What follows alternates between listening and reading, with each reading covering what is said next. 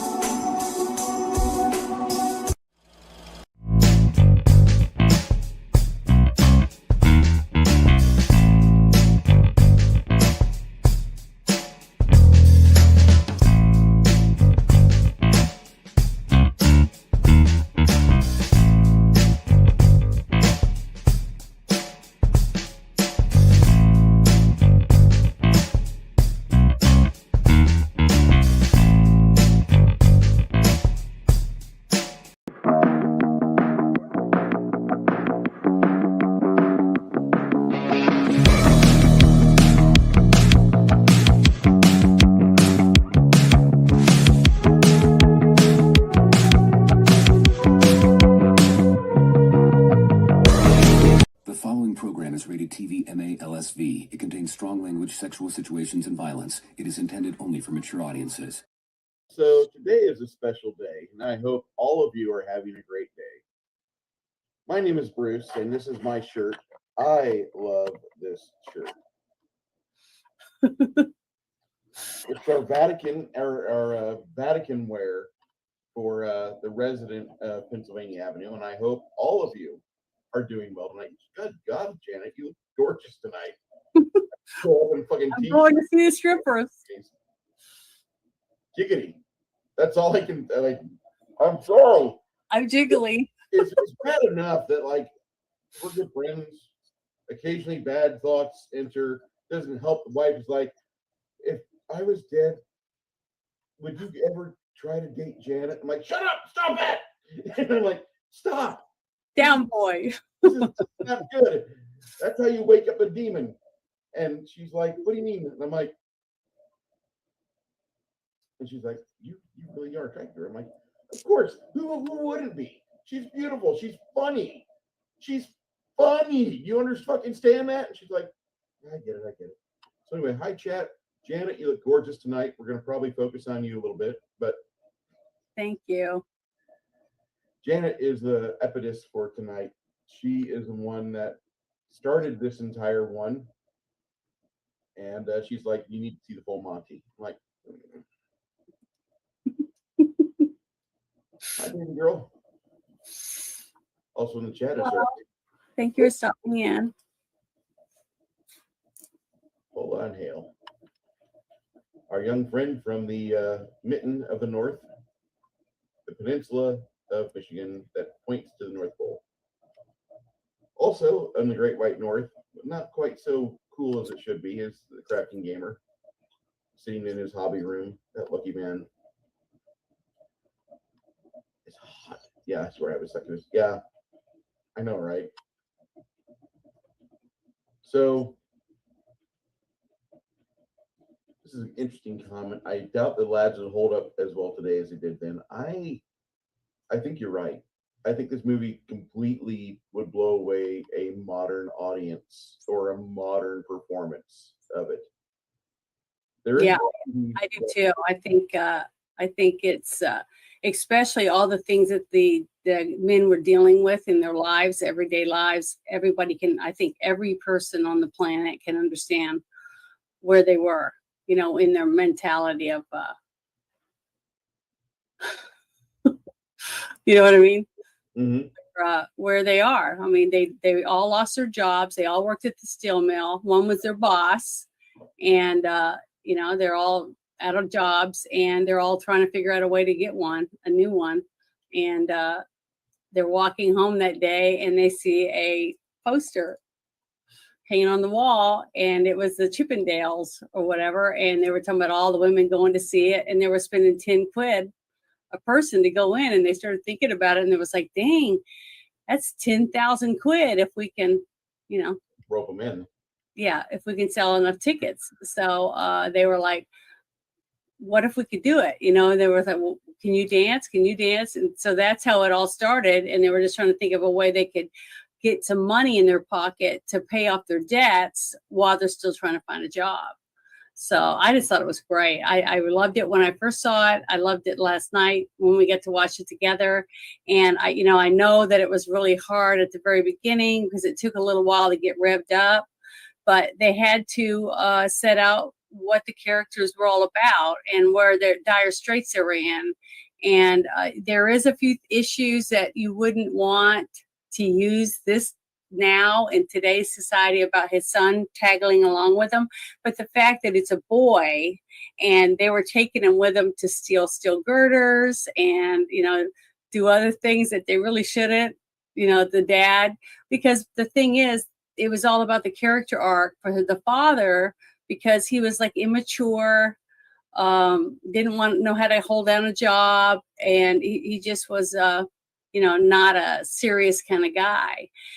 But the bonding that went between him and the son, when the son realized how much the dad loved him and how he was really trying, doing the best he could to be a good dad. And that was a good character arc for the son, too. So that whole family dynamic stuff, I really enjoyed, even though the son was in a position where he was hanging around with a bunch of guys that were going to strip. But the thing is, at least it wasn't women. I can say that. But this was a movie from 1997, and things were different. We viewed things a little different than we do today. I think we've learned a lot, especially parents with young children, about the little boy's age. What would you say he was? 8, 9 years old? Maybe. I'd say be close to 11. 11? Yeah, okay. I was a small kid until I was about 14 years old, and then I hit my growth hits. Yeah, he was just adorable though, and they look like they could be son and dad to me. And the guy that played his best friend Dave, his whole character arc was really good too, because he was a married man that was worried that his wife was going to leave him because he didn't have a job and he was chubby. So he had two problems that a lot of men deal with. And to me, the way that they portrayed him in the movie, to me, was realistic. For him, going out to his little shed, sneaking candy bars and stuff, because he wanted to be on a diet, but he just couldn't do it. He just didn't have what he needed to be successful at it, and it's because he just didn't know how to deal with his problem. But the thing is, the wife wanted him. She talked about what's going on. Why don't you want to? And when he tried to make love to her that one night in the one scene when they're kissing and making out, she was getting into it, but he's the one that couldn't get past the fact that he's chubby, and she didn't care, because when you love someone, you can look past all those things because you love them, you love who they are. You don't love them just because they got a nice ass or they got a full head of hair or they got a belly, just like the women. A woman might be very attractive when you first marry her, skinny, a stick girl, because you're marrying her right out of high school, and then she starts to gain weight. She has a couple kids. She's got some stretch marks. Your body changes because of things that have altered it. When your stomach stretches out really big and then goes back, 3 times or whatever amount of times, your stomach's never going to look the same as it did when you were 20. It's just not going to. It's impossible. Your boobs aren't going to look the same. Gravity starts working, all that stuff. Same thing for guys. You drink a few beers every night when you come home from work. What are you saying? That beer belly's going to start to grow. But the thing is, that's what time does. And they all had those problems. And then you had the older gentleman, the boss, who was the boss of all of them at the steel mill. And he was without a job, had been fired for 6 months, and he never told his wife because he was too embarrassed. So he'd get dressed every day, and she'd make him lunch and stuff, and he'd go to work. And she's using the credit card, going shopping, doing all this stuff. And he just didn't know how to deal with it. And in that one moment, you see him talking to his wife, and she's wanting to go on a vacation to go skiing, and he's wanting to tell her so bad, but he just didn't have the balls. Didn't have the balls to tell her.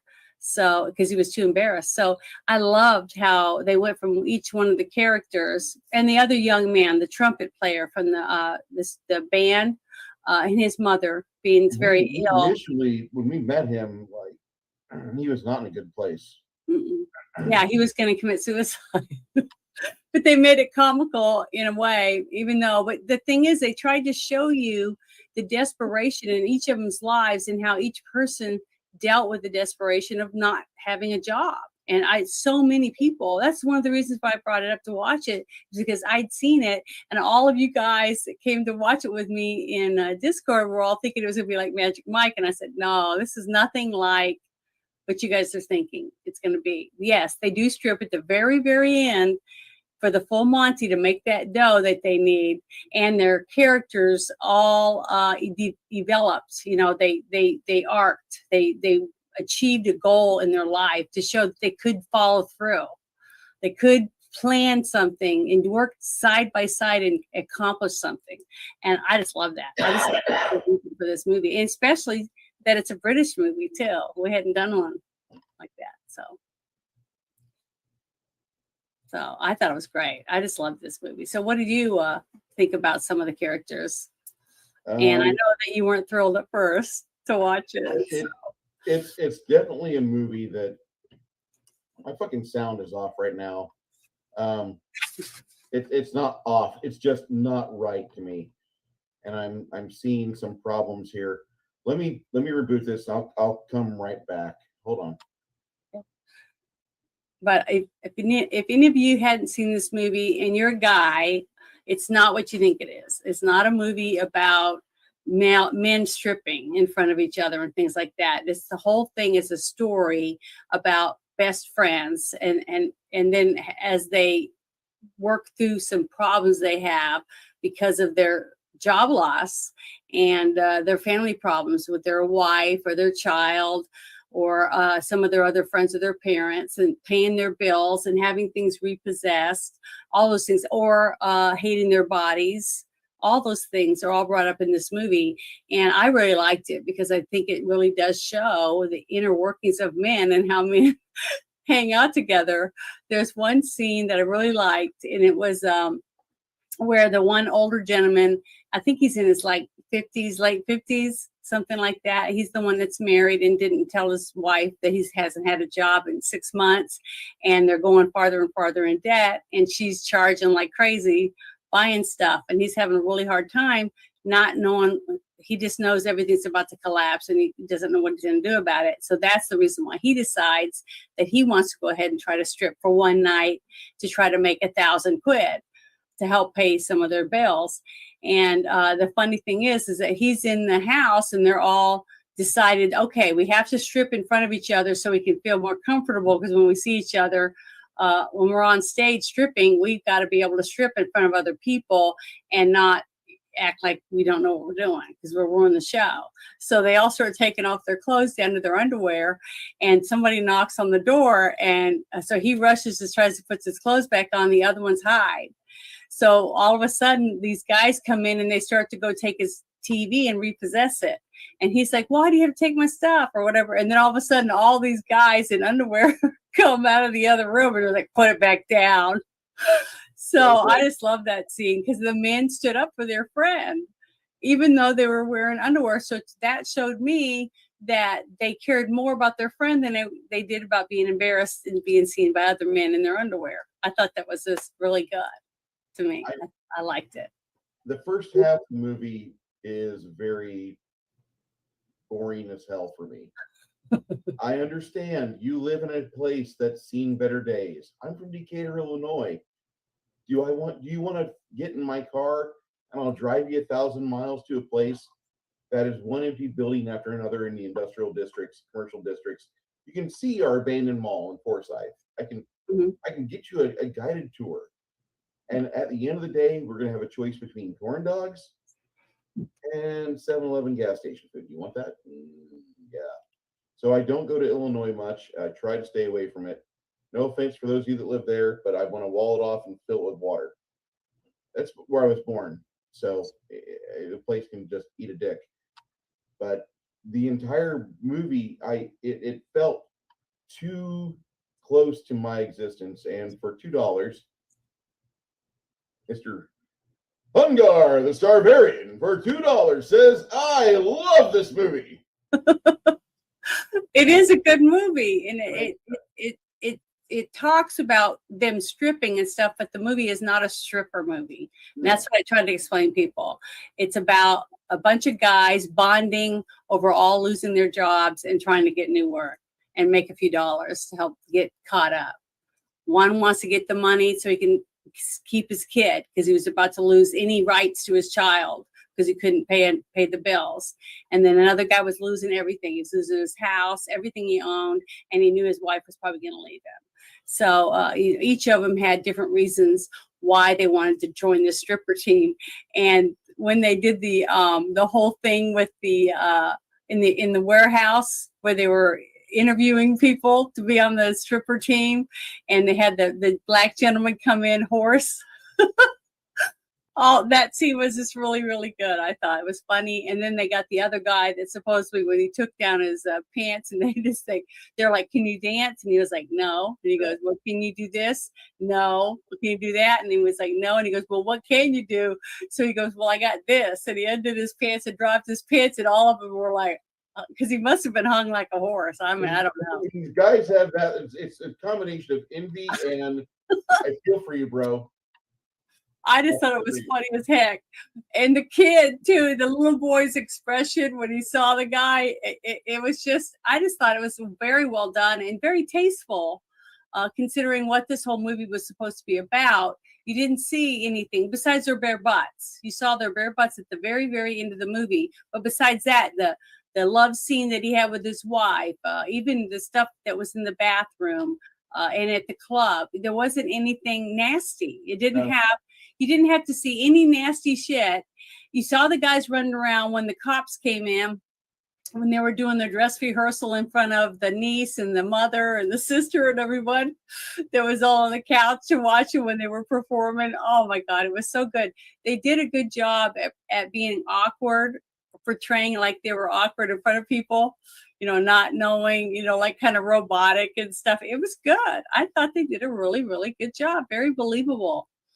For supposedly taking, like I said, all of you guys, my friends that I play, my role-playing games with and stuff, to take you guys and stand you up there and say, okay, here's your G-strings, put these on, and we're going to do a routine. We're going to make a show for tonight only. And you're going to do the full Monty, which means you're going to go all the way down to the buff. You're going to show it all. You're going to show everything you got. And would you be able to do it if you thought you could make some money doing it? For one time, just once, without being drunk off your ass where you couldn't even, do anything. So basically that's what it was, but you guys aren't desperate enough. But just like we were always talking about on the shit show, if you get desperate enough, you can do things you wouldn't think you would ever be able to do. So that's why I really like this movie, because it's very believable when it comes to certain things about what choices you make. If you're without hope, if you're at a point where you are having trouble, first off, reach out to somebody who's been in your shoes.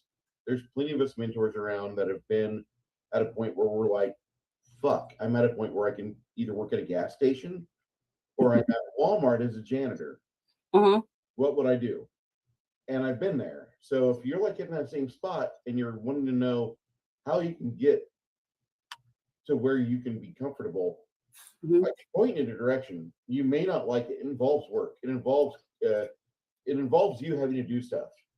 But next week I start my new gig, and I'm very happy about it. I'm leaving my current job, which is not a bad place, but my boss and I we kind of disagree on some things, and that's okay. That's how men are.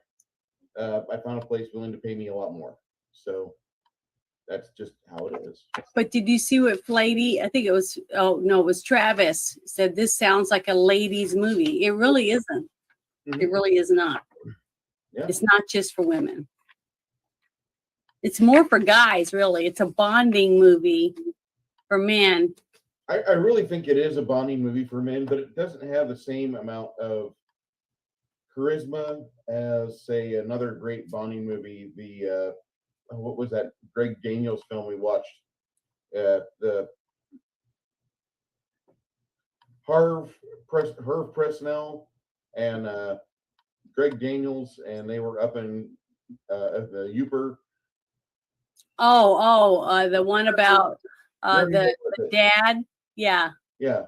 The something Espinada or something. Moonlight Espinada. Moonlight and Escanaba. Yeah, that was a good one too. But see, that had a lot of the same aspects in it about problems in their families, in their life, insecurities, all the same type of thing. Except their goal wasn't to strip. One didn't want to give up the right to be able to get a deer so that his brother could get one. You see. Yeah. So it was a manly thing, it was about competing as men. And this wasn't. This was more of letting your manliness down just a little bit so you can go out there and make $1,000, basically, to demonetize yourself by being able to take your clothes off in front of a bunch of women. Mm-hmm. And I just loved it, especially when the one guy brought him all those thongs. It passed them out so they could all wear them. And they're like, wow, they're looking at it because it's just a string. And you're only going to wear it for a few seconds, but they needed something that they could take off really quickly. And the one scene, which I thought was really humiliating, but it was needed to be done, was where the young boy's dad is sitting there and he's pulling the seams out of the pants. Right. Mm-hmm. And they're going, what are you doing? And he's like, well, all those guys on Chippendales, they take this out and then they put Velcro in so that when you pull on it, it comes off really fast like that. Okay. And they're like, wow, you're really handy. When did you learn to sew? And the son wanted to diss his dad a little bit because he was mad with him. And he said, in prison, So you had the son dissing the dad over and over again about not wanting to eat the food, not wanting to stay there, sneaking out. He was doing all these things to not be with his dad, to piss his dad off, basically, because he was mad at him because his dad didn't have a job. His dad didn't have a nice apartment. He was run down, all these things. So it showed the brattiness of the little boy, but also as he matures a little bit, as he watches the effort his father's trying to make this money so that he doesn't lose custody. See? So I don't know. I just loved it. I thought that all of that was really, really good. You can see, but what am I never supposed to be able to pick any movies? I mean, if nobody's going to want to watch anything I pick. Bonding over 80s action movies. Janet, you're good. Well, okay, I'm just saying, I can help it. Just like when I picked Lars and the Real Girl, it wasn't specifically because it was about a guy who pretends that his sex doll is his girlfriend. It wasn't really that. It was comical because of it. One half rung above somebody who says, I identify as. And I'm like, I'll play your little game while I'm in this role-playing shop. When I leave here, I'm back in the real world and I'm thinking about mortgages, percentage points, and how to get my credit rating up. I've got to get another $7.50 to this credit card and I'll be fine. That's where my head goes when I'm not playing with this shit. And by the way, you asked me before I had to eject and reset my sound. Uh-huh. I have to put this out there. Give me a G-string and I will dance for you, Miss Janet, says him. Yeah, but I I thought it was great, especially that one scene where Dave is with his wife and he walks in and she had found that G-string in the drawer, right? And immediately any woman who's got a boyfriend or a husband that finds a G-string that doesn't belong to her is going to automatically think that he's cheating. That's just normal. So any man, don't have that, like in the other movie Overboard, when she found the underwear of her own, she didn't remember, in the glove box of the truck. Yeah. So you immediately you get mad because you belong to us. You're ours. You're our property, just like you would get upset with her if you found a man's underwear or something, or a tie or something like that, because you don't want someone sharing your merchandise or borrowing it for a short period of time. So when she found that, she was heartbroken, especially since she'd been doing through the movie, you'd seen her talking to her girlfriends about how he's not, they're not, having sex. He's distant. He's not spending the time when he's not doing the things that he was before for some reason. And it's because he put on weight. Okay. And he was embarrassed, but he wasn't telling her, honey, I need to lose weight. Maybe they would have went on a diet together. There's a lot of things that could have happened. The last thing a guy wants to feel is this fat gut slapping against her. If she's got a slender stomach, that's even worse. But the thing is, we don't think about stuff like that. Women's believe it or not are incubators and they get torn up to hell. And if a woman can get back down to within one size of her pre-baby weight, that's great. Most men don't give a shit. We really don't. So why do you think we care so much about it? See, that's what you guys got to understand, is the thought process that you have is almost the same as us. Just like I said, women in the women's bathroom, we talk about guys just like guys do about women. Okay, you may not think we do, but we do. We're like, damn, he had a nice ass, shit like that. You guys do the same shit. I know, I'm a tomboy. Okay, I have lots of guy friends, and I've hung with women. So I'm telling you, they do the same shit.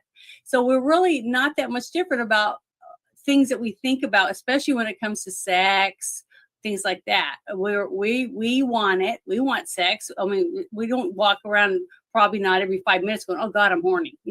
We don't think of it because we got a lot of things to do. That way than guys. I will say that.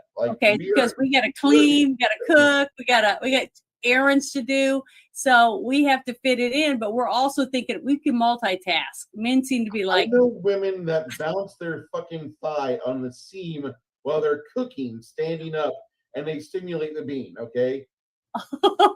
Just how I was just saying, women, we know what we want, just like men do. Okay. Yeah. The thing is, it's just awkwardness, and we don't know, especially when you're in love with someone or you want to be with someone, you have a harder time sharing your feelings. I don't know why that is. It's stupid, but we do it. Okay. And the scene where he walks in and she's crying and she's mad and she goes over and he's sitting on the bed and she starts just slapping the shit out of him because she is so angry with him, and he grabs her and he tells her, it's for me, they're mine. And she's like, what? And she, at first she doesn't believe him. She thinks he's lying, but then he says, we want to be strippers. Okay. And then once that comes out and she realizes that, he wanted to be a stripper, but he couldn't do it. He said, I couldn't do it, could I? And she goes, what do you mean? Why not? And he goes, because of what I look like. And he goes, who would want to see this dance? And she said, I do. And that gave him the confidence to realize that, she doesn't even notice that. That's not what she loves about him. She loves him for everything about him, not just whether he's got a tubby or not. She loves him because he's kind, he's sweet, and he's romantic, and he's a good lover, he's a good kisser. All the different things all combined is what makes him what he is, right? Mm-hmm. So, I'm pointing to Big Trouble in Little China. Oh, okay, yeah. Very well. But the thing is that helped him remember through the whole movie, he was struggling because he didn't want to do it. He didn't want to be a stripper because he felt like he would be terrible at it. And everybody would make fun of him because he was chubby. But when he went out there, she enjoyed it. Mm-hmm. And her friends that were out there. And then even the one character at the that had the son whose ex-wife was out there, and he goes, she's out there too, the mother of his son. And he said, yeah, Dad, the boyfriend didn't get to come because she said it was ladies only. So he was going to get his ex-wife all to himself, and she was going to get to see him do something she'd never thought in her lifetime that he would ever do. So, all those little things I thought were great. I got to agree with Six Nations here. The poor kid's starving for a quote unquote family. He wants a normal fucking family. His dad, pretty much a boring louse. They're stealing steel out of the fucking mill at the start of the film. That's what they're doing. They're stealing. That's where they used to work. Yeah. And so mom is just a little too overprotective and overbearing. And stepdad, he's just a dick. Any actor in that guy's place, and it would have not changed a thing. And a lot of us that have like had relations, and then like somebody comes over after you've donated your fucking seed, like after all that happens, like you have somebody else there raising your kid, and like you want to ask them if you work with them or if you are there, in private or among other men, especially if you're feeling froggy. You're like, so how's your wife and my kids? You want to ask him shit like that. But that guy just seemed like he was a bit of a bully. And the main character, God bless him, but he's like a shrimp. He's like a little dude. Like, he's tiny. He probably weighed 120 pounds, if that. Yeah. He was a slender little shit. But I felt bad for the kid most of all in this movie. More than anything else, I felt bad for the kid. Also, our buddy Grumpy Old Ninja Kintaro, something that doesn't belong to me, but another member of my end of humanity shows up in my bedroom. It'd be upsetting. I would ask before going full hockey mask mode. Yeah, I get it. I completely get that. I really didn't like this movie that much. It was the first half of the film. I finished Goth. I finished my Darby. Yeah, I know. And I mean, it's nothing against the film, really, just not my typical thing. And it's a fine movie, just not a movie for Bruce. Yeah, and so this is what I did last night. I got this guy taken care of. We're going to be doing a little bit of detail work tonight, but I got like 95% of this film. 95% of the film I spent painting this guy up and trying to get the magma to radiate off the scales, off the underside of the scales. I tried getting that feeling so much. I might redo the frocking here and get rid of the rock and get rid of the gravel, but I might leave that too. I don't know. This is a very good miniature, and I've posted the link in a lot of places. I'll get this for you, and yeah.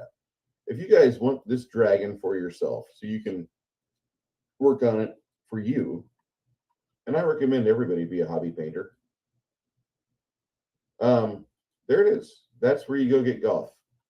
And he's only $29.99 in United States dollars. I don't know about metric or Canadistan money, but that's what you got. And I went with a little bit of a different paint scheme. He's supposed to be, I guess, a blue dragon, but I didn't really see that when I started playing with him, and I started looking at it, and I really wanted to have a good magma style dragon, so that was the scheme I went with. That was what I did last night for the first half of the movie. And I really liked the second half of the film. As the movie started going, and like, oh, we have momentum, and now the characters are out. Now everybody's here. We can do something now. Like, we actually have a plot, and we put things together. Yeah, once they got the group together and they got the other guys that were interested in dancing from the steel mill collection of people, that's when the movie started to pick up pace, I think. And they'd already laid down why these gentlemen were wanting to do this in the first place. I thought they did an excellent job, considering they only spent like what, $3.5 million to make the movie, and the movie brought in $257.9 million. Yeah, and this was in 1997. This is a good movie for Britain or for Scotland. Yeah, it did really well. It did really well. It was a very good story. Very interesting that it did so well. not a surprise. I didn't really quote unquote enjoy it that much, but I Mhm. really felt this movie had a lot of heart towards the end, as everything's kind of falling apart, and we don't know if we're going to see this full Monty show or not. Yeah, And because you had one character that didn't want to do it because he was chubby, and then you had the other character who decided not to do it at the end when he was trying to remember he had a son and he was going around and he went to that one gentleman that owned that big club warehouse type thing, and he sold alcohol. And he was asking if they could rent the place out, and he was like, well, I need money up front, I need this, and he said, I don't have any. So he figured he wasn't going to do it. But then when they got arrested because they were stripping in that one little thing in front of the aunt and the mom and the niece and all of them, okay, that group that the one gentleman had brought in, the cops, raided the place, and they took the little boy from him because he was an underage kid and they were doing like stripping, whatever. And so they were all embarrassed, but the cops came in, and that's when they had confiscated the warehouse's videotapes. So they got to watch it and see that what they were doing, because they wouldn't tell them. They said they were rubbing pipes or whatever, and they said, "Who rubs pipes in the buff?" I just thought it was really good. The look of all the police officers that were standing around watching the video, and then the one guy, the dance instructor, says, "See, you're always early. You're always too fast. You're always ahead." He's always saying that to him. And I just thought the whole scene was really, really good.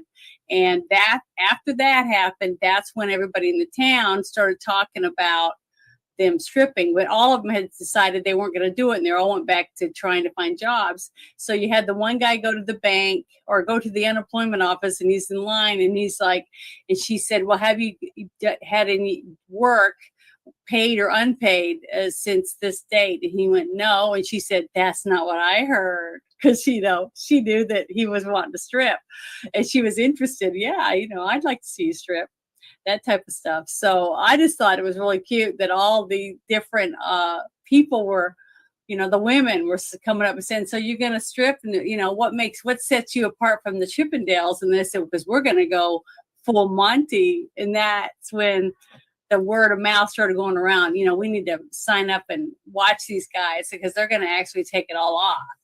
And it doesn't matter. The whole thing isn't so much what you get afterward, because when you go in, women go in, it's not the same as the women that strip in the strip bars, because they're usually almost completely naked already when they come out and dance on the pole.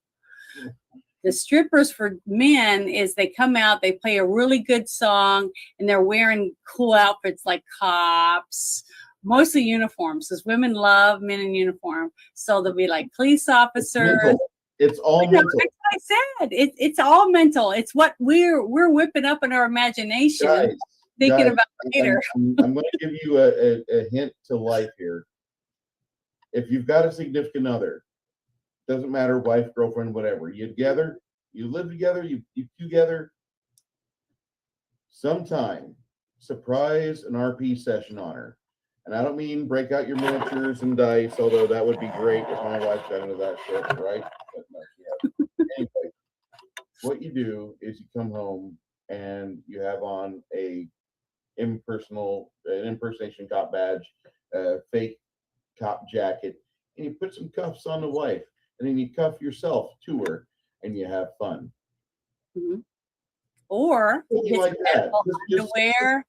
get some edible underwear and some edible finger paints, and dress up as a one of those guys with that little French hat and his little thing with the finger paints on it, and you make some art that's edible, stuff like that. I mean, put a little spice in it, and you can be a blonde one night, a redhead, brunette, long hair, short hair, bald, whatever you want. Demographic for me to fully get this out to the world, but ladies, it's okay to go buy about 5 or 6 wigs, because there will be a point where you had enough for yourself. But I could go by my middle name, and you could fuck her in the ass or whatever, and you can just have fun with it, and you should. Be someone for one night, be a fantasy. Hey, I got a great fantasy. This is a really good one. if you want to try something new, is that the man will go to a bar, wherever it is, and not a bar that you normally go to. Go to a bar that you pick out, no one else knows you, right? And have him sit down at the bar or find a place that he likes, that he feels comfortable with a good, strong chair.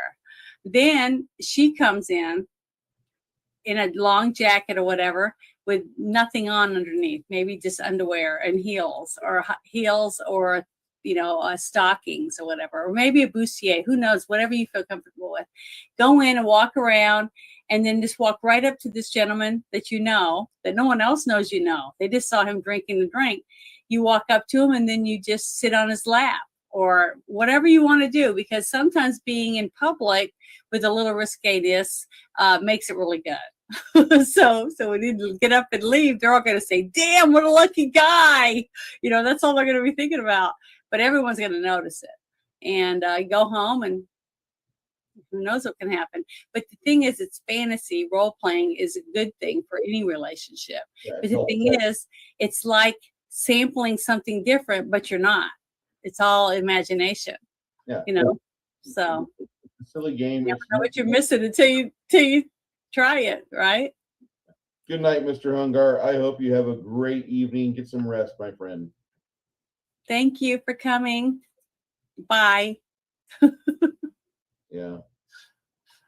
But the thing is, that's what I loved about this movie. That this movie gave you a little spark of what you could achieve if you just put your mind to it and work together and get something done. See, I think the movie hits on a couple notes. I think the main thing is that, like, sometimes for you to really succeed, you have to go out and do something you would never have done before, ever. Mm-hmm. And you've got to, like, completely just invent, like, the success you want to be. And you're not lying about it, but you're just trying to approach it from the success side first. I'm trying to reverse engineer my way to where I can make this much money. And I need to make that much money so I can get these items taken care of and this retirement secured. And then I can have this little stupid dog, because I want a dog. Yes. That's you start planning things, but you got to plan from success first. Don't plan from, I'm in this hole, how'd I get here? Well, fucker, you dug yourself here every day for the past 3 years. Do you want to see the shovel you used? I'll show you. Well, the thing is everyone makes mistakes. Well, but everyone. A lot of people, they will do something and they will hurt themselves by getting something they wanted, and what it ends up doing is owning them. And so every night they come home and they just mindlessly watch TV, or they get into, like, an hour and a half porn or eat. Yeah. And they build their own prison. Drink. What are you saying?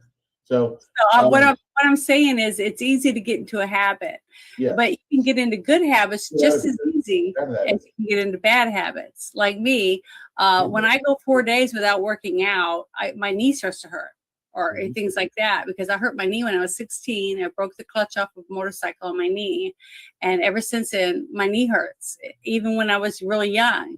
But as I've gotten older, my knee would ache more and more, especially for long drives, because I drive a lot for my job. And after driving for 10 hours, your knee just really hurts.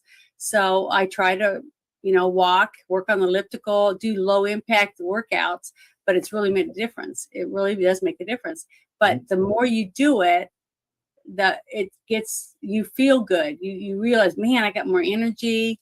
You just feel better.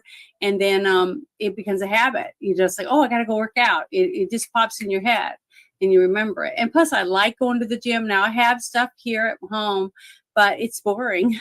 It's no fun to have no one around. So it's nice sometimes to have people around when you work out. Before it rains, my aches start up, Jeremy. It's just how it is. And we have a celebrity in chat. Bear, the Gen X GM, says, hi, Bear. Who there? I like that guy. I'm so proud of him. He's fun. No, he just hit a massive piece on his heroic role-playing game. They just hit 107%, 106%. Mhm. So this is amazing, and I'm really proud of this guy.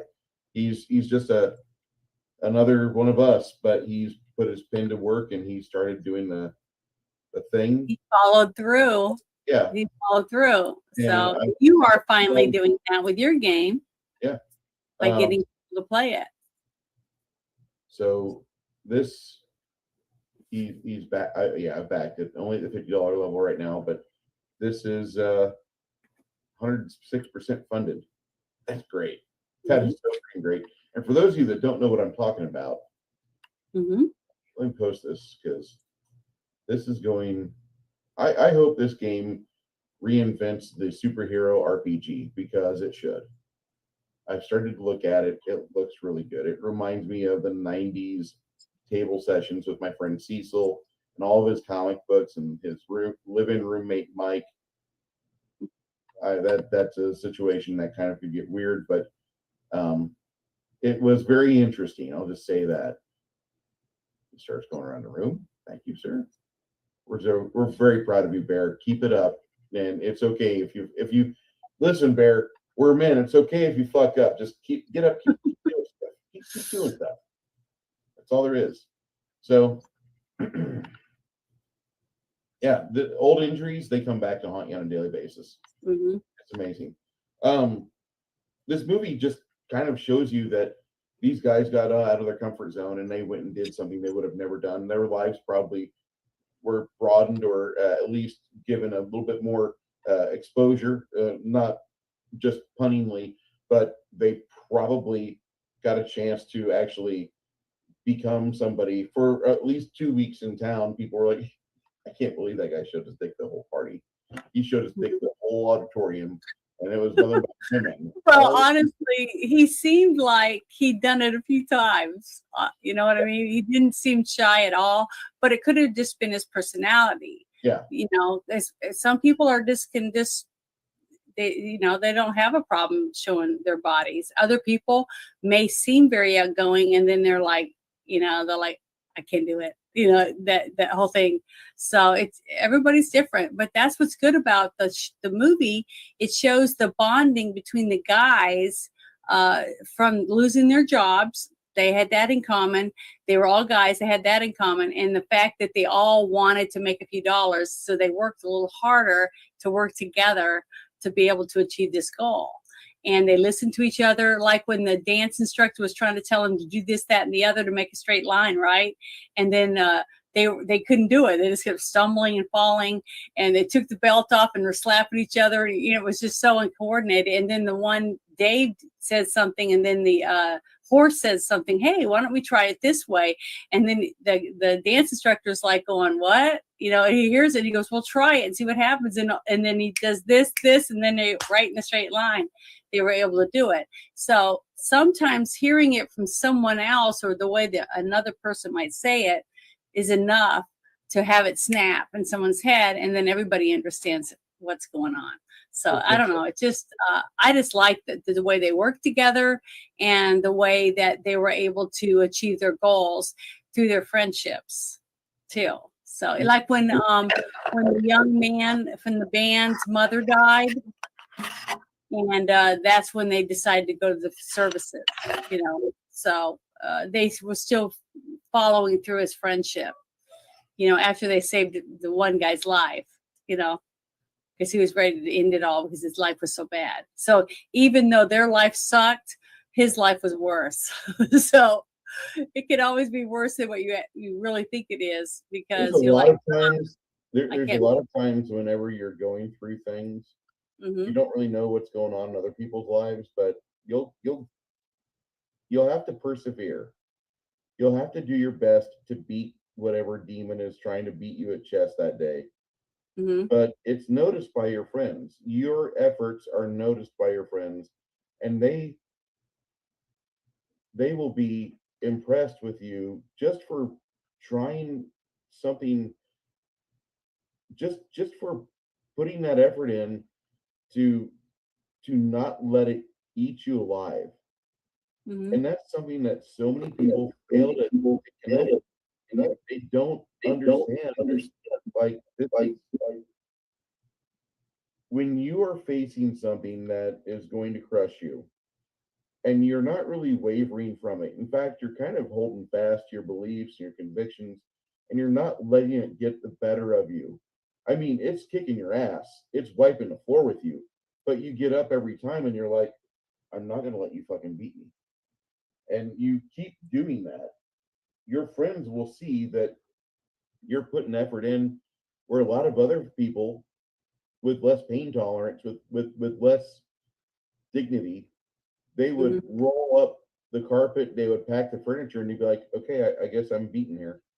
And they look at you and they're like, I can't believe you did that. I had a lot of friends that they didn't think I would move to Texas. And, the first year it sucked. Like it felt like I was back in my 20s again. And in your 20s, everything sucks because you're low money, you don't have a lot of options.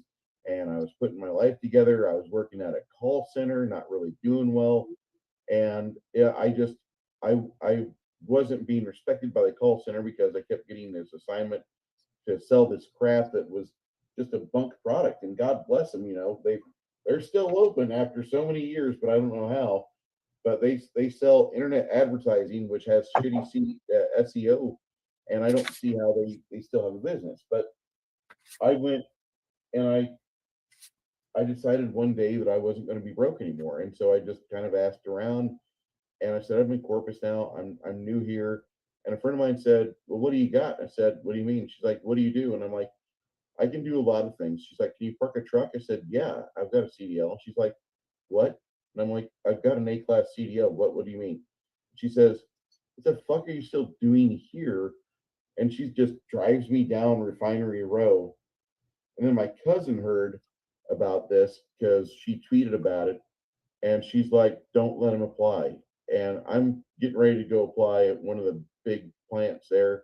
And they regularly shut down for, 30 days or 6 weeks. And, you're kind of sucking for 6 weeks. You're not making a check. And my cousin's like, no, no, no.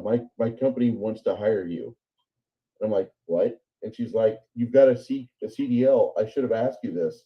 You could be making $3,000 every 2 weeks. I'm like, I'm out. I'm going to go apply right now. And later on that day, I went and saw the the future VP of fracking for South Texas, and I got a job and I started doing that. And my friends in Illinois thought I was a loser. They're like, Bruce left here to become a fucking call center guy in Corpus Christi, and his life still sucks. He just sleeps on a couch now. No dog, no nothing.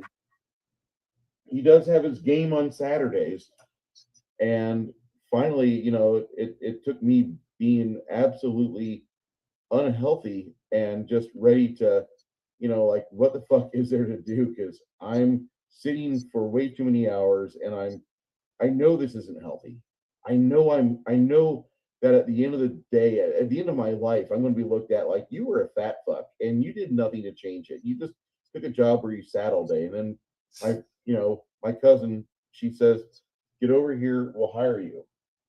And I'm like, what? She's like, yeah, I've been wanting to talk to you about this. And then I got on with C&J Energy Services, and I was up for, many nights of 20 hours and 18-hour nights, a lot of them breaking many, many traffic laws, driving a truck down little tiny Texas roads, and then telling really bad stories later on of things that happened with women of the night and things like that because you get paid too much money and you're like, oh, well, I guess I can afford a hooker now.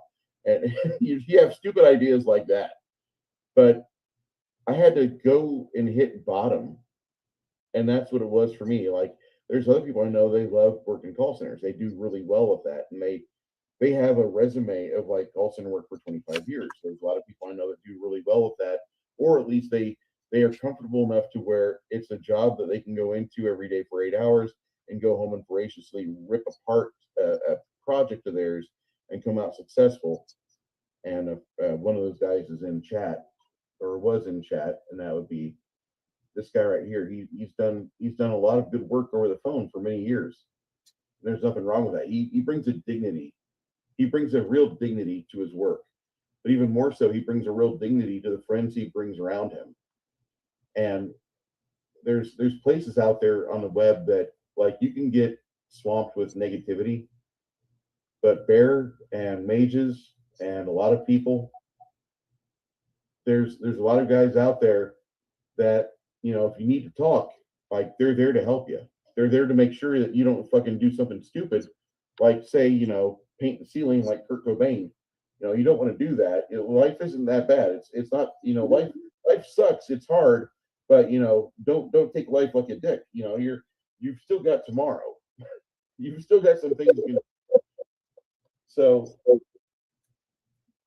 you Well, just that's part of what to me, that was one of the things that I felt from the movie was important. It showed the actual friendships between all of them, even though they all had different problems in their lives. They all had one thing. They all had been lost their jobs and they all needed a job. So they used that to work together. And that one scene that I was giggling, I know I giggled a lot through it because it was just, to me, it was just so cute. I really liked it. Was when they're all decided, screw it, we're not going to get to do the stripping thing. We got to get back to the grindstone. And they're all at the unemployment office, you know, standing in line.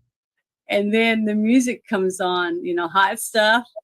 And then he looks over, Gads looks over at the rest of the guys, and they're all doing the shaking their shoulder and their leg, and they start doing all the dance moves and stuff that they've been practicing.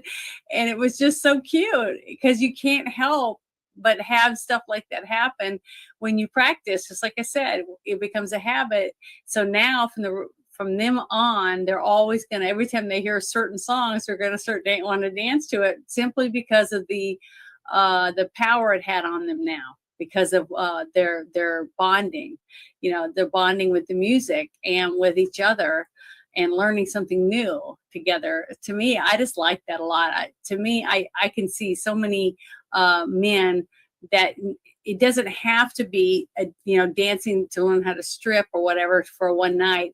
It can be sports, you know, it can be fishing, it can be hunting, it can be so many things, but it's important for men to have friends and to have things that you do to release your pent up problems. You know, you got to be able to relax. Everyone needs it. Bowling, be on a bowling league, go to the movies, go to dinner and then a movie, go boating, go skiing, go hiking, you know, hunting, you know, do something.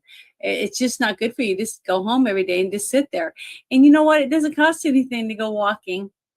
You know, it doesn't cost anything to just to go hiking or go bike riding or whatever it is you decide to do. There's plenty of things you can do that's good for you to get fresh air and to get out in the beauty of the world that God made for us and hang out with your friends around a campfire. You can just build a bonfire in your backyard, sit around, turn on some tunes, have a couple beers, eat some hot dogs or whatever, and just talk about bullshit that you know, people you don't like, what's going on in the news, you know, whatever, sports teams, how shitty they are, whatever it is, just something to get you away from the grind of your job or not having a job. You know, what are you going to do next week? You know, where can you go? Have you heard anything? You know, all that stuff. And it's important. But if you don't talk to anybody, nobody knows because people can't read minds. And see, that's the thing I talk about a lot is communication. You need to be able to talk. Texting is not talking. So many people get pissed off over text because they can't understand what they're saying, or it comes across as flat or as angry when it's not, or you misspell something and they go, what the hell are they saying to me? You know, I hate that. So Bear says just go play some RPGs, and I put a link in the chat. I hope. Yeah, I love that too. I do it. This link is a portal to a place where there's a bunch of people that they want to spend quality time with you. And if you want to be heroic, this is Bear's channel. I should have added this earlier, but I put Bear up on a pedestal. I know he's just like us. He makes mistakes too, but like this is his time to shine. I want the guy to get the recognition for putting up a really good Kickstarter, and I can't wait to see the campaign book and the core rules, and I want to see his home city. I can't wait to see what he has for us and his Discord has places in it that it feels like a place where you go and you kind of get your happiness back. My Discord, if you need titties, there's titties. There's angry memes and political talk, and then there's Calvin Ani making amazing miniature pictures. But then you've got other Discords which they're focused a little different. Bears is a Bear's got a good place. He's got a good place. So if you don't know Bear, click in here, go say hi. What do you mean you don't know where? It's in my Discord. Hold on. I've been in it. Not as a participant. No, not as a posting. No. Just I went in there just to see what it was, and I won't go in there. It's a guy's area. Here's Bear's happy location. And gotta have little Discords I pay attention to. Okay. Come on. Click in. Thank you very much. All right. So if you want to see the boobs, You're not going in it, are you? no. I want to Okay, keep I want to keep my Rumble. Yeah, I was like, yeah. Wait, where did I put it at? Hot sexy girls right here. And it's even got the age restricted tag there. So for all you that are 17, you have to click a button before you can get in there. Mm-hmm. Don't do that if you're under Good. 18. Thank you. Okay, so this movie, Janet.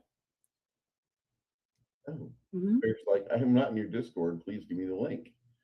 Shit. Bear, I hope. I thought it was a really good movie to watch because of the things that are going on right now in our country.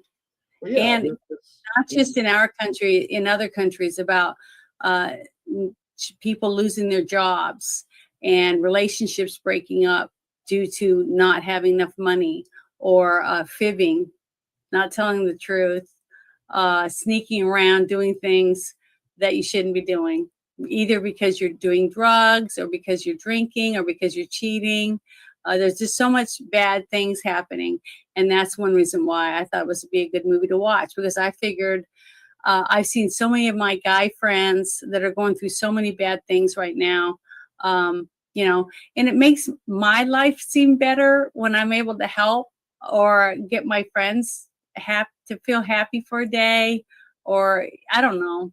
It just makes me feel good when I can help someone else, even when I have, a lot of problems myself. Yeah, but I think every person does. Every person has problems. But if you can just sit with someone and talk about your problems, just get it off your chest, it makes a big difference. I mean, you may not think so because they're not doing anything. They can't fix your problem for you.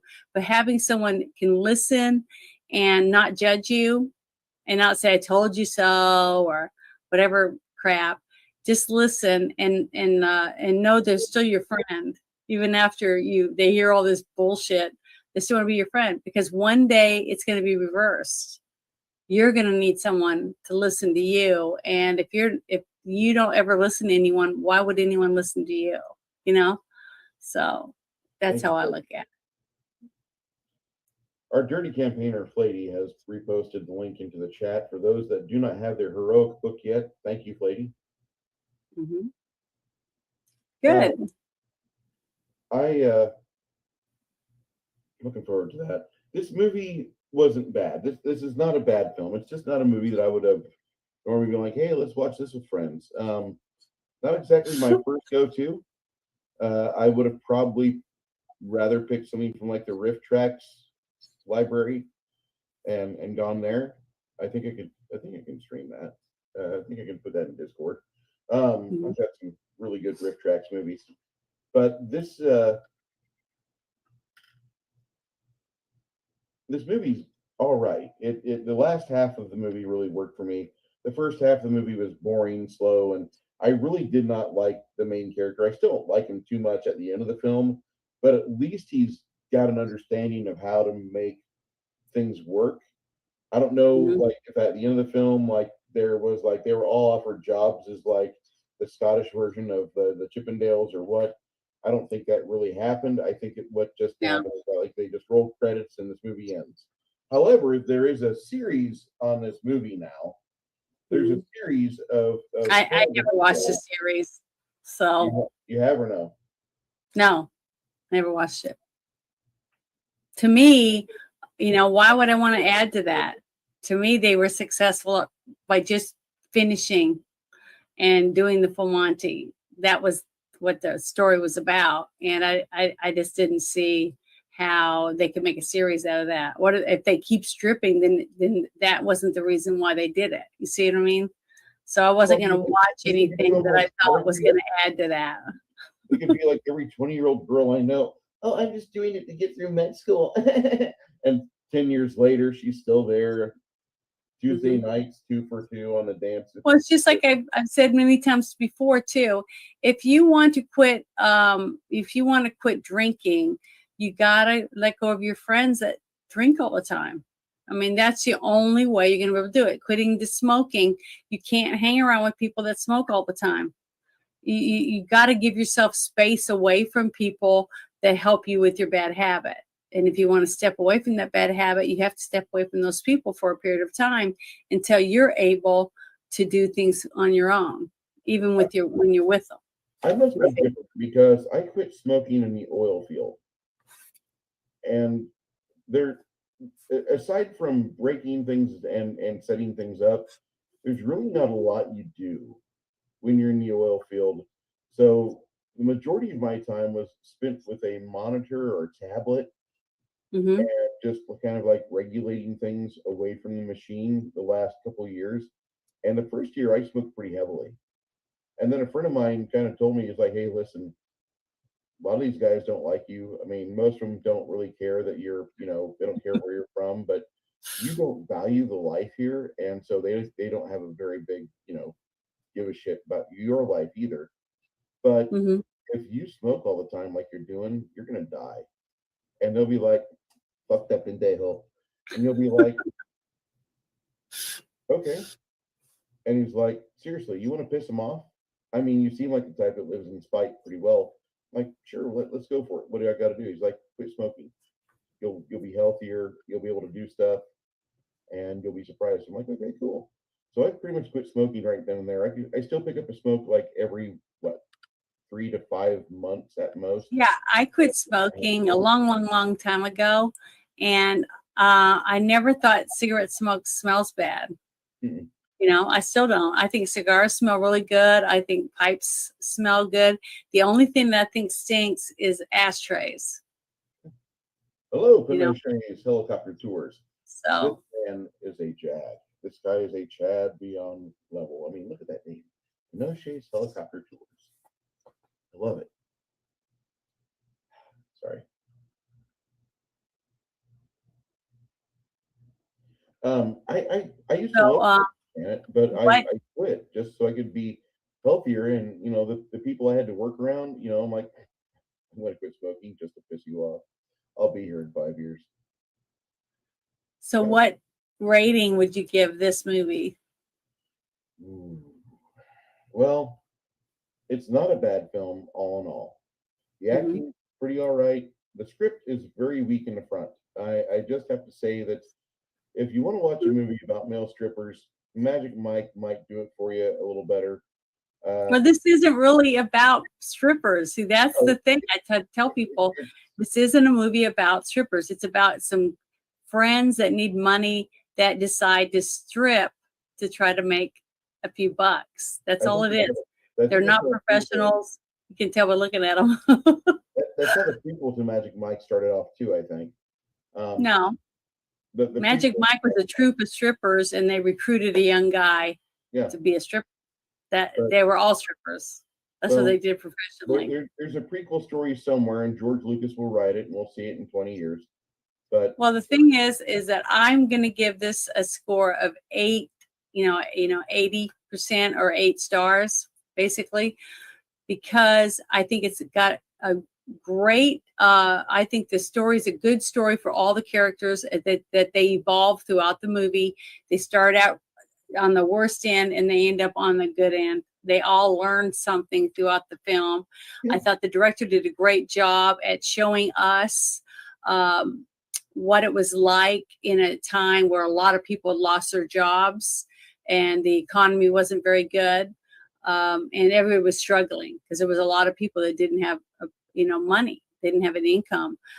Just normal people, I'm not talking about people that were lawyers and doctors and things like that. This was the middle class people is basically that this movie focused on.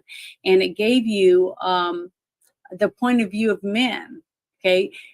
People get so sick. I do as a woman. I just see nothing but women's problems all the time. Women. I'm a woman. I don't want to hear about women's problems. I want to see somebody solve their problems, somebody achieve their goals. And I like stories about guys, and I like stories about men that are able to work together to accomplish something. I don't know. I don't know why that appeals to me, but even like the Ghostbusters, it was almost all guys. And then you had one attractive woman that was being possessed by ghosts. But the thing is, it was about bonding between men and working together to achieve a goal. And I think that we don't have enough of that today in today's movies. I don't see hardly anything like that. Everything is based on, women can kick ass, women can do everything. All the women in Marvel, they don't even need men. They can make their own babies. They can do everything they want. It's just ridiculous and ruins my point of view on movies, because you need men. You need men that are real men that aren't afraid to be men. And but they're not afraid to also show that they're not perfect. And I like that. I think that's closer to reality. And I wish we could see more movies like that, because people need to realize that everyone doesn't get a trophy, that real life has consequences. And if you make stupid decisions, you're going to end up with some stupid thing happening to you. And you have to work past your mistakes to win, to achieve your goals. And I just wish they'd make more movies with that view, for everyone. And that a man, like the women that were in this movie, I thought played well. They did a good job at showing what real women could be like. Like you had the wife of the gentleman, I think her name was Helen, and she was like making his lunch. So she was a good wife. I mean, she kept the house clean and she was there every day while he went to work. But when she found out that 6 months had went by and he didn't tell her anything about what was going on, and they came and they repossessed everything, they took the house, so she left him. She decided to get a divorce, because to her, he didn't care enough about her to even tell her the truth about what was going on in their lives and how it had affected her. Because she could have got a part-time job. She could have done a lot of things, but he didn't even give her the opportunity to do that, because he didn't care enough to be honest with her from the beginning. Right.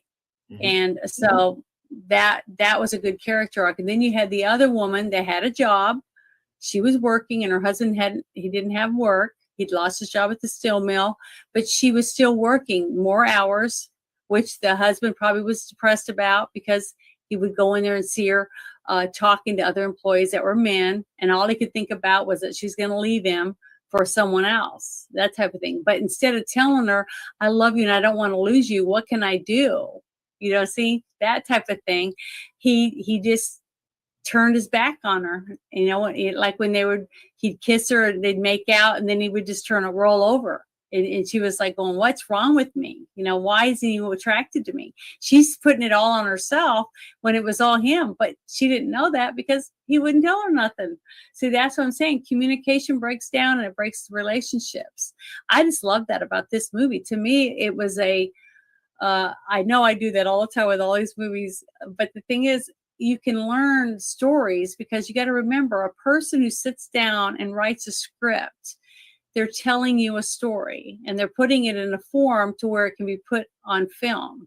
So they give the actions and the words that the people are going to say and the environment that it's going to be set in. So, and then you get a director that's going to direct the actors to portray whatever characters that you're going to see on screen. So, and then they add music and things like that, and it makes it more dramatic, or it makes it more romantic, or more scary, or whatever it is that they're trying to whatever they're trying to tell you or show you to come to life. And to me, I thought the director did a phenomenal job at showing you what it was like to go without a work for a long period of time, and how boring it was, and how mundane it was, and that the longer you went without a job, the more depressed you became, because you felt worthless, basically. And I thought they did a great job. I thought all the actors portrayed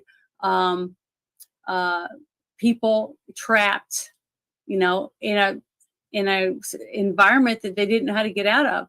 But what was great about it is all the women in this movie, almost every one of them, were very supporting. Horace, the black gentleman that joined them as a stripper, right? When they needed someone as an audience, he got his mom and his sister and his niece and one of their friends to come and sit there. That's supportive. Very supportive. So he did have a supportive environment, because the women were willing to come and watch a bunch of dorky guys take off their clothes in front of them to see whether or not they'd be able to do this dance. So the thing is they were supportive of him. And then you had Dave's wife. She was very supportive of him when he finally told her the truth. But all along she kept saying, "What's wrong, Dave? You can tell me." And she kept trying to get him to tell her, because she loved him, and she just wanted him to be honest with her so she could try to help him, but he didn't want to tell her. And to me, that showed how hard it is for men to share their feelings, because they feel less manly, or whatever the reason is. But I thought all of the character arcs were really good. So that's why I thought the movie was good. I thought the score was good. The music was great. The story was very good. Yes, it was a little slow burning at the beginning, like the first 20 minutes. It took a long time to build up the characters. They could have added 2 more characters' stories, which they didn't. They put more information in to what was going on in their lives, instead of dragging out the whole thing with the son and the dad, because they didn't need to have all that open air, basically, because we already got the gist of the idea of what was going on with him. So they didn't need to waste that much airtime on that, and they could have filled it in with something more. It didn't really start picking up until Dave and him saved the young guy from, when he gets the car started for him. Yes. He realized that he was going to put the exhaust in there, and he was trying to kill himself, until they start to leave, and he realized he saw all the smoke inside of the vehicle, and he ran back and he pulled him out, threw him on the ground.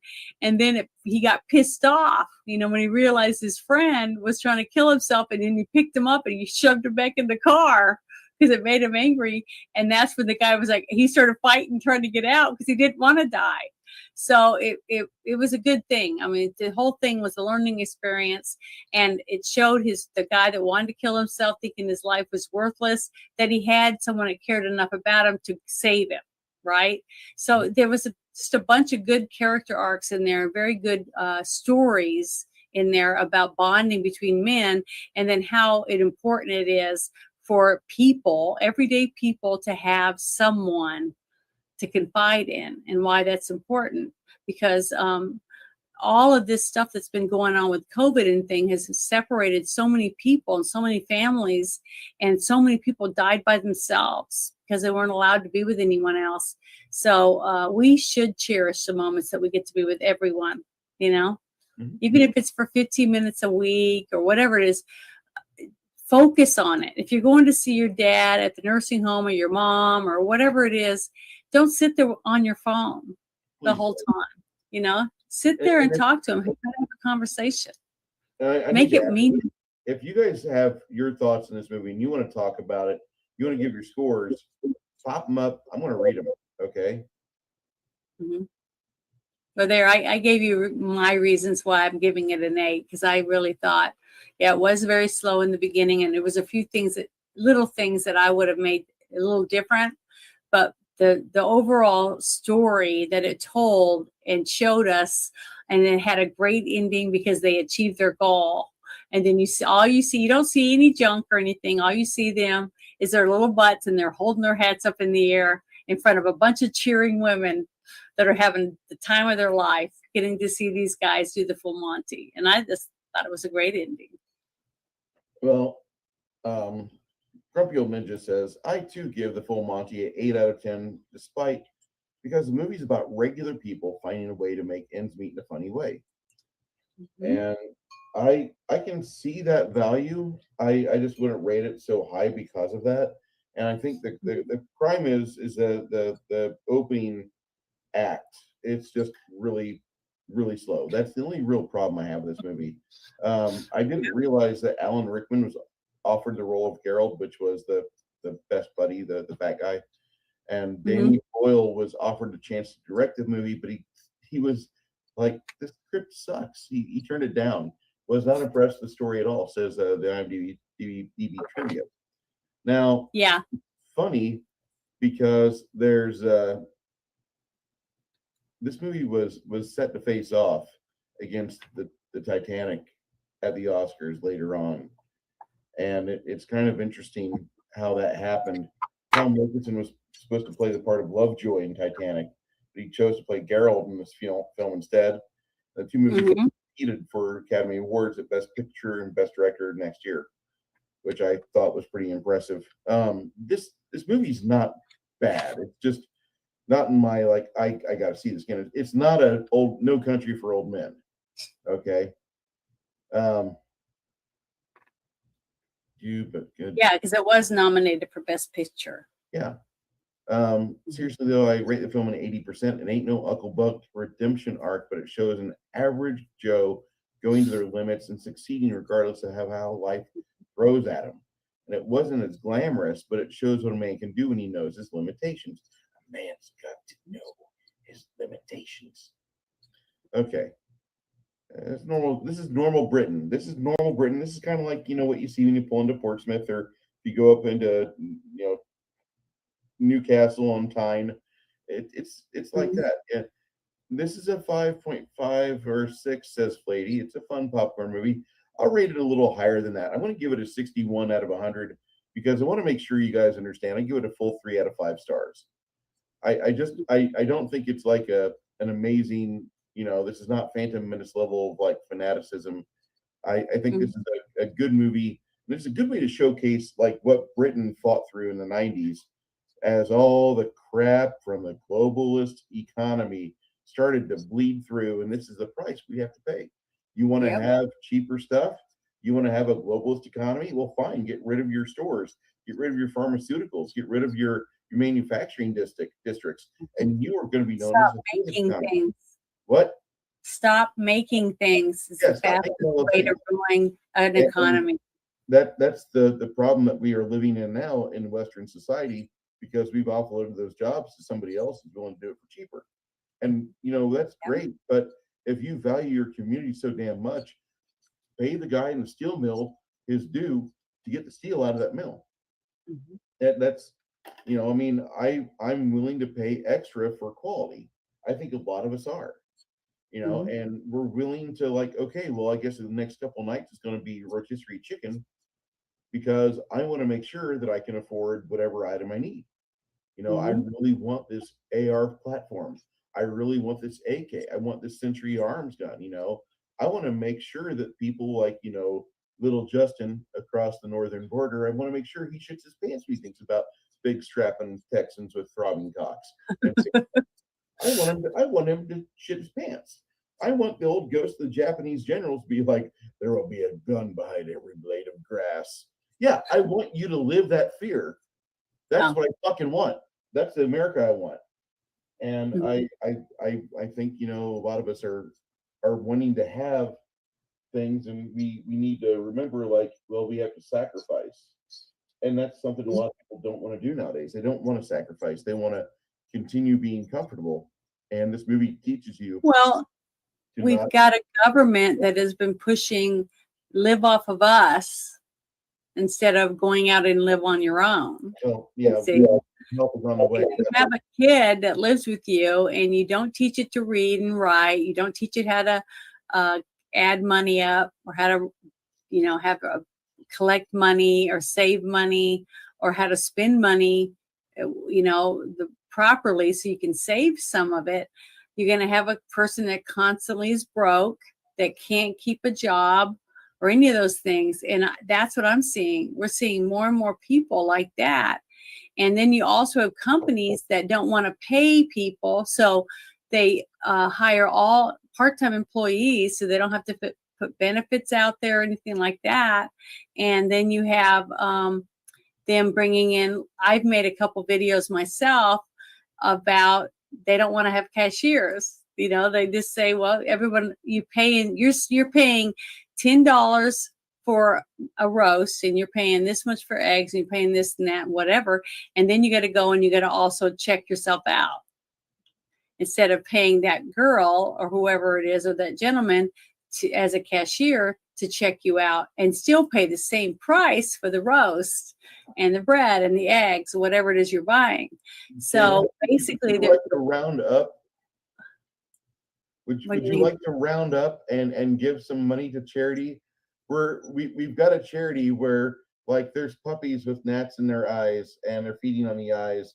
So if you give money, we take the gnats out of the puppy's eyes, and once we make the puppies well, then we give it to an orphanage. So there's like family or shit. Yeah, but the sad thing is about that, those commercials and stuff, they're 10 years old, 20 years old. You don't know how old that puppy is. Remember you. Yep. Remember, they used to make fun of, what was her name that used to be on that? No, the TV show with Meathead on it. Oh, All in the Family. Yeah, okay. Another classic. You had the daughter that was from All in the Family, and she was in all these commercials for starving children, this, that, and the other. Even South Park makes fun of her. It's sad, because if you really want to help animals, donate a day a week and go to the animal shelter and clean the cages and take the dogs out and brush them, or things like that. Donate a bag of dog food that you buy from, or old blankets from your closet. Actually do something. If you really want to help, that's how you help. Things like that. Instead of getting, oh, well, I'm going to feel good about myself, I'm going to give $10 to this one company that maybe out of your $10, 5 cents goes to them. You see what I mean? So I miss you, Suzanne. You had wonderful thighs. who? Oh, Suzanne Summers. Yeah, because she did that commercial, the Thigh Master. Yeah, I missed this. This was top. This is like she was dedicated to take good care of herself. That's one of the reasons why she looks so good. She took good care of herself.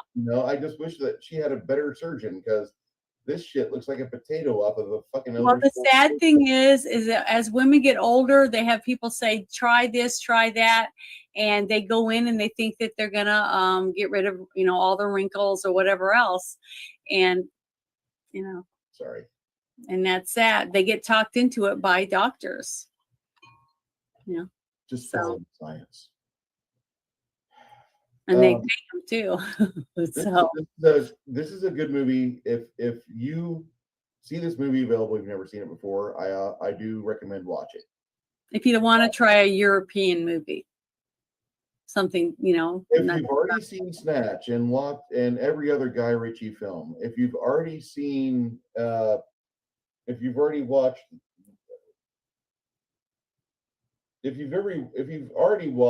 really great European films, this is a cute little showcase of what Northern European life. My bad. I'm sorry. I'm sorry, UK people. Not everywhere is London. I get it. It's just like you fuckers when you accuse me from Illinois, like we're all there rooting on the Cubs in the middle of this fucking skyscrapers. No, there's like cornfields in Illinois. Like majority of Illinois is corn. You just see the skyscrapers at 2 points, and that's at Chicago or Shitville, and that's down at East St. Louis where the gunshots are at. So stay out of those two places. Enjoy the corn. I think this movie is a good movie. I just don't think it's a great movie. There's a difference. This is a fine film to watch. This is a good way to showcase what people went through. Mhm. This is kind of like if there was like a And good, people are still going through. That is one reason why I wanted to watch it. I'm not saying that we're past that. No, we're not. Yeah. Mhm. But this this goes on and on and on. There's a lot of this that goes over and over again, and this movie just kind of showcases it. And I lived that life. I've done things. I worked at a strip club for a little bit because it was 3 miles from mom and dad's house. And then suddenly, for that summer, while I was working as a lumberyard guy, sliding lumber for like the day shift hours, at night I would get a little bit of sleep, then head over to the strip joint. Star, please come to the main stage. Star. By the way, after 2 weeks of working there, you're done. You're done. You're absolutely like there's no more. I would love to work at a strip joint. I could stare at naked boobs all day. You're done. We have titties in my Discord. You know how often I go there whenever somebody fucking flags me. Bruce, come in here. Go in the titties. My wife is like, "You have a titty room?" I said, "I have a titty room." She's like, "You don't go in there?" No.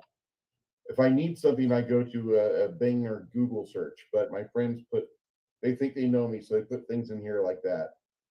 And if I like get alerted, like, "Hey Bruce, somebody put naked Oompa Loompas in here," and I go in there and I delete naked Oompa Loompas because I don't want to have you guys get challenged and like think I'm into Cthulhu shit or whatever. Mhm.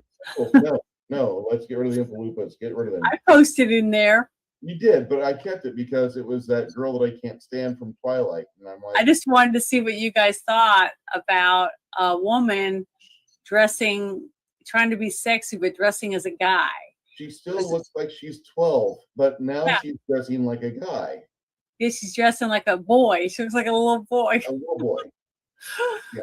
So yeah, it's sad, but Nothing alerts the optics unless it's got a C cup or larger. That's all there is. I've got a filter. Like I love you, B cups and A cups, you littlest angels. God bless you. But no, unless you've got like something that at least fits my flip top mouth, it's not going to register. It's like I need to pay attention to boobs. No. yeah. This is a very good movie. If you want to see some culture, if you want to see something where people had like everything they wanted, and then they just like gave it away, and it shows you that at the start of the movie. It gives you like a 4-minute little reel of like, come enjoy Sheffield. This is a great town. We're on the move. We've got affordable housing, jobs. It's good. It hits too close to home for me because I'm from Decatur. Mhm. And Decatur had Borg Warner, Zexel, we had Mueller's, we had Burke's Pumps, we had all these factories. We had, at the start of the 1900s, we had over 100 factories in the entire city. And by the 1980s, there was Caterpillar, Mueller's, Borg Warner, and like 2 others left. And everything else was like getting bricked up, boarded up, and they were moving the center of town from the downtown, which I wanted to be there, and they moved it to the intersection of 2 highways where the crossroad was 51 and 121. I really didn't like that, but whatever. It's how things evolve. This movie shows you that your comfortable life will not be comfortable for as long as you want it to be. It's good. It's got good character arcs in it. The script is even good. It's just very slow. And the Yes. first act of this movie is murderously just you're gonna find like if you're like me and your hand gets twitchy and starts reaching for the mouse, you're gonna find like, oh, I found a Farsi captions enabled Cobra from 1986 was still Sly Stallone and Brigitte Nelson. Ooh, that sounds better. And you'll be watching Canon Film Classics if you have the chance, because this movie, the first half of it will just it's a hard, rough watch. That's why I kept saying, God, I hope you guys can just make it to the part where it starts getting good, where it's more interesting. Yeah. But that's the only thing that I really didn't like about the movie myself is the fact that the director let it be such a slow burn to me, and I don't really like that in some aspects of a movie, especially if it's not a horror movie. Yeah. Horror movies, you need a little bit of a slow burn to get you waiting for something to happen, and you don't need it in this type of a drama. Mm-hmm. The Crafting Gamer says, you mean to tell me, Bruce, risked that Children of the Corn moment?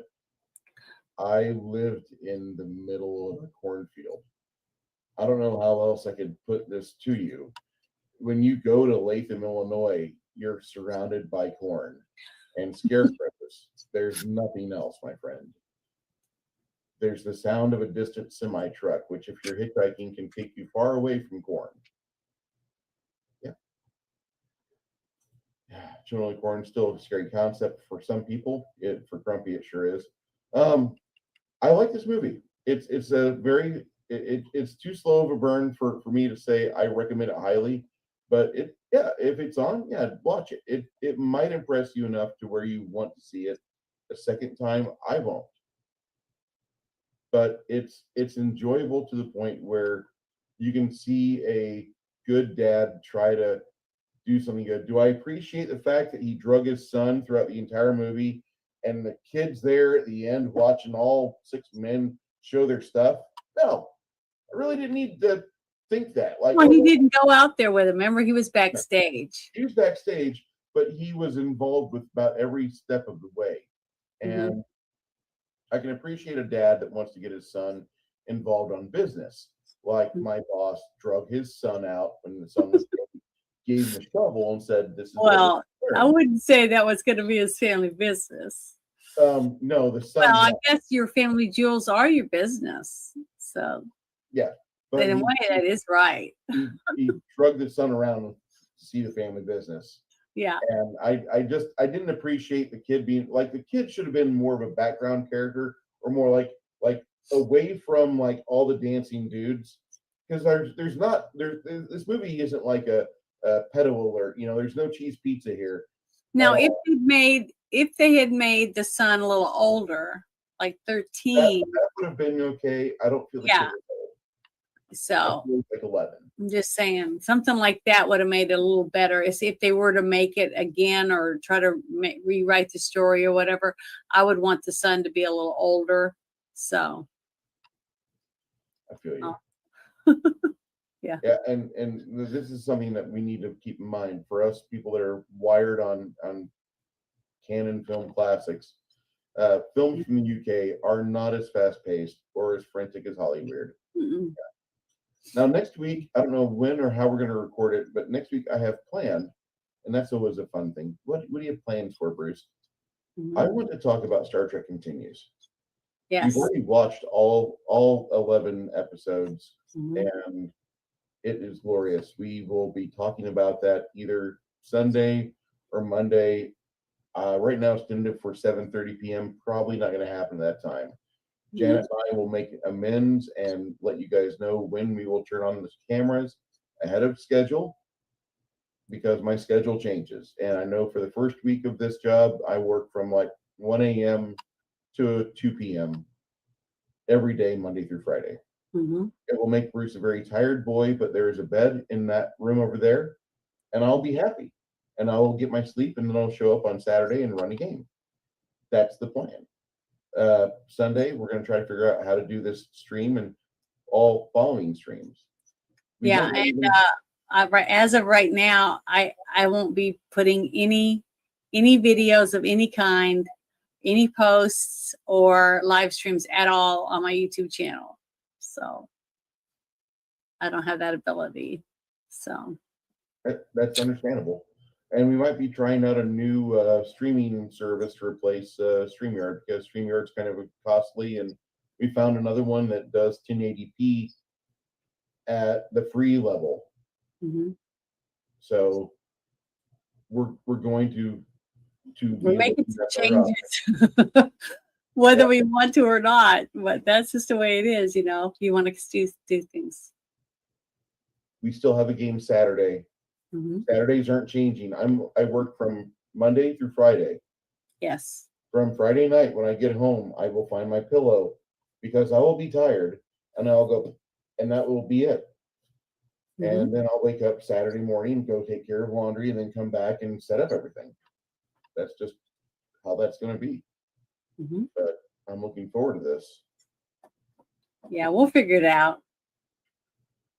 But next week we talk about Star Trek Continues. Janet, are you going full Rumble? Well, if I could get some of my, my people following me on YouTube to go over to Rumble, I would. And then I would just do X and Rumble is what I'd be focused on. And then I would just put my chicken videos and stuff on my YouTube channel. So that would be really good. That would let, YouTube, if everyone could do that, YouTube wouldn't be such buttheads. Yeah. The fact that they gave me a strike because I showed some stuff from Tucker's interview with the Surgeon General of Florida when he was talking about the DNA and the RNA or whatever, that kind of stuff, the medical stuff. I got a strike for medical misinformation or something like that. The thing is that the actual interview that we put on the show is still up on Tucker's channel, but he's, he's famous, so he's making lots of money. They're gonna leave that up, but they took my little channel down for whatever the 35 views or whatever it was. I just think I don't understand that. And then there's no way for me to say, how come they can have that up there? It's been up for 3 weeks and I have it up for 24 hours and you guys take it down. So we're going to be doing more and more stuff on Rumble. We'll be focusing a lot more things on Rumble that are politically focused. YouTube is making it to where I don't really want to stream on YouTube if I talk about things, because I did a stream on Sunday and I got some little hater crap in my my bonnet, and I'm like, oh look, that's cute, and I just shrugged my shoulders and I went about my business. But the fact that they can say misinformation, or you talk about the January 6th insurrection or something, when you're not using the newspeak they want you to use, you're going to get strikes, you're going to get platformed. And I really, I can use this platform without giving YouTube what they want. I can game on here, but I will be more than happy to do mainstreams on Rumble. And the thing is as a host, you can do these really cool things. Like, I'm just gonna. What's so sad is I could take my shirt off and flop around, okay, and that'd be all right. That even they don't care if kids even see that. No. But I talk about something that's factual, and it's the Surgeon General of Florida, an interview that he's giving on a famous guy's TV show, and we talk about that and show a little bit of that, and I lose my channel. I lose the right to use my channel because of it. I just don't get it. It sucks, Janet. I didn't mean to step on you. That's okay. I just don't understand it. Well, on the StreamYard side, just to show everybody what some of you might not know, because you might not do StreamYard, you might not even stream. You might just be a chat person, and that's cool. But up here, you can click things and you are live, and you can remove it, and you can do that for all of these. Remove it, and you can edit. You can shut this shit down. And so, like what our friends do at Dick's Division, Comics Division, he'll be running a stream, and he'll just disconnect YouTube. Like, all right, we're done. We can cuss now. We can talk about sticking our dick in a donkey or whatever the fuck we want to. And that's the wonderful thing about, the streaming platform is when you get a host platform like this, you can just be like, all right, well, here comes the spice. So let's bail out of fucking Kittyville and wrap yourself in bubble wrap. We're done. And yeah, the Flady just got a text. Our dirty campaigner Flady just gets a text. Our handlers do not approve of this conversation. And all of this it's all about message. And the Bolsheviks, they want to close the openness of the interwebs. The turd burglars are bound by their own rules and limitations. That's completely illegitimate. It's terrible that these people can have free speech. It's terrible that they can show shelves on and firearms and weapons of war like that. How dare they use these things? And I need to go wear my Austin Powers James Bond villain bad guy suit now and make sure my head is cleanly shaven because I'm about to speak in front of the heads of state in Spain. And then we're going to dine on some fine cow and tell you all to eat sea bugs. So, Mage's Musings asked, have you challenged their strike? That's Yes, absolutely gay I and did, and they didn't give me any. I had a thing where I had posted a video of a 7-minute video of Comet Ping Pong about the Podesta emails with Hillary and all that. I posted that, and they told me that was cyberbullying. So they made me take that down. I had to take some tests about how not to cyberbully people. Okay, and I did that, and I was supposed to have that taken away on the 7th. If I had made it to the 7th, then I wouldn't be getting another strike. But I didn't think that someone that was a surgeon general talking about something that they're doing in their state, they're going to not let people do that in their state. Then how can it be misinformation? It just doesn't make any sense. And the fact that it's still up on Tucker's channel after 3 weeks, to me, that seems like, okay, well, if he didn't get in trouble or anything and it's still up there, then why can't I have it on my show? It just is, I don't know. I'm not a professional, I'm just doing it because to me, it's important that people find out about things and then let them research it for themselves so they can make good decisions for themselves. But apparently, you can't say the P word. You can't say a lot of things. You have to say minor attracted persons and all these different little dumb things that they think are important because kids don't matter. It's their urges that matter more. And the fact that I can show my tits, but I can't talk about something that's facts. It's like, I don't know. I don't get it. So I'm just showing cleavage and jiggling a little now since that's all I'm allowed to do. You know what I mean? I can't even post anything at all. So it's like, oh, well, they don't want me on here. So if I can get people that do like me to follow me somewhere else, that's where I'll definitely go. Somewhere I'm wanted. Yep, those look good there, Grumpy. Thank you, sir. I believe for this evening, we've kind of reached the end of the topic of conversation. Yeah, my name, wait a minute. My name on Rumble is Janet's Universe. Yeah, Janet's Universe over is there. her name over there. So that's her name. I was just going to go over to mine and just make sure. I thought Grumpy got it right, so I recognize that pattern there.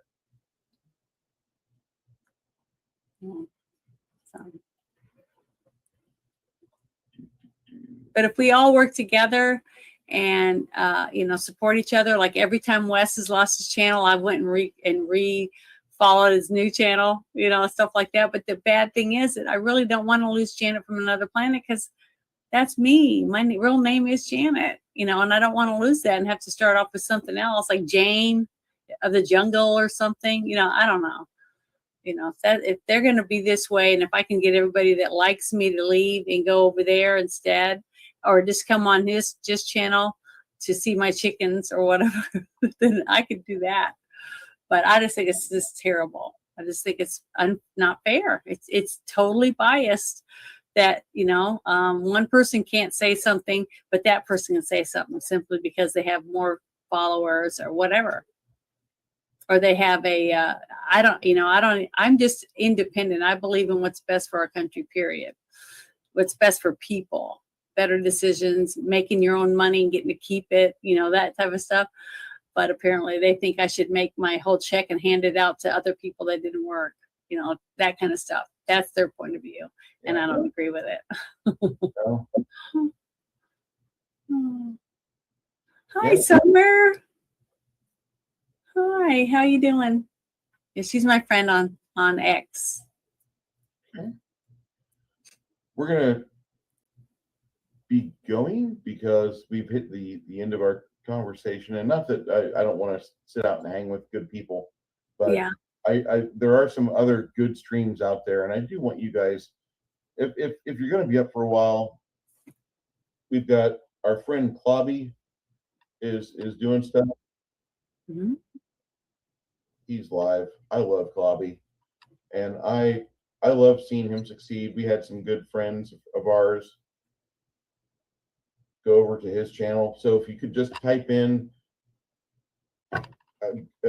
Bruce and Janet raid, or a girl, a guy in a movie raid, or whatever, but there is a link right here.